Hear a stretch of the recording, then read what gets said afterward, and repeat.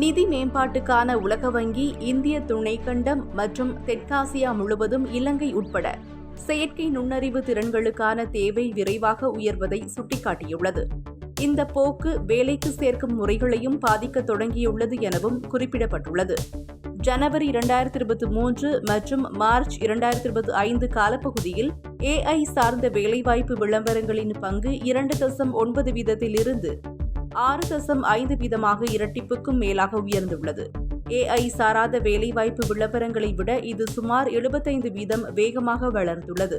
தெற்காசியாவில் உள்ள சுமார் 22 வீதமான வேலைகள் AI-யின் விளைவுக்கு உட்பட்டுள்ளன என பகுப்பாய்வு தெரிவிக்கிறது. சுமார் 7 வீதம் பணிகள் மட்டுமே அதிக இடர்பாடு உள்ளவை என வகைப்படுத்தப்பட்டுள்ளன. இவை AI-யின் அதிக விளைவுக்கு உட்பட்டும் குறைந்த இணக்கத்தன்மை கொண்டவையாகவும் உள்ளன.